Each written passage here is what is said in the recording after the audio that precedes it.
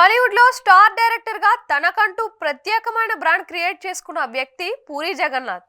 బద్రీ సినిమాతో డైరెక్టర్ గా career start చేసిన పూరి జగన్నాథ్ మొదటి చిత్రంతోనే బ్లాక్ బస్టర్ హిట్ అందుకున్నారు.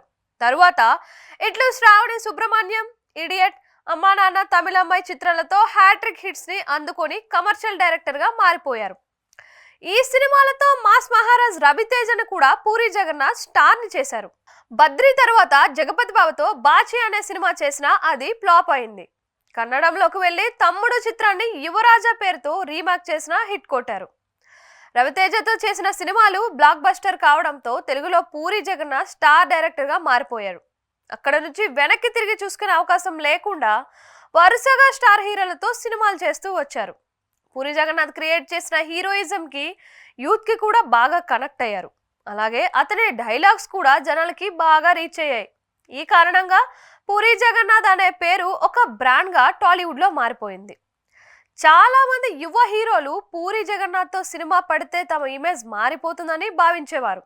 అందుకే అతనితో సినిమా చేసే అవకాశం వస్తే వదులుకునేవారు కాదు.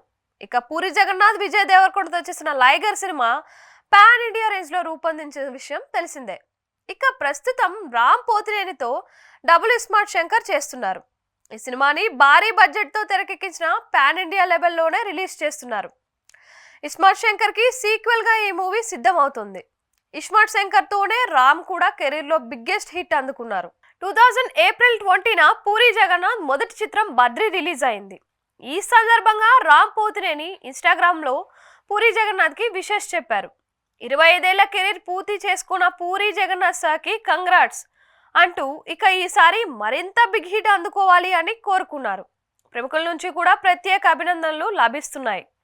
డబుల్ స్మార్ట్ తో మరలా పూరి జగన్నాథ్ ఈజ్ బ్యాక్ అని అనిపించుకోవాలని కోరుతున్నారు.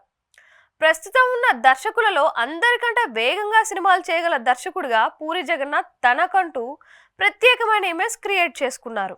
అతని దరిదాపుల్లో కూడా ఇతర దర్శకులు ఎవరూ రాలేకపోయారని చెప్పాలి.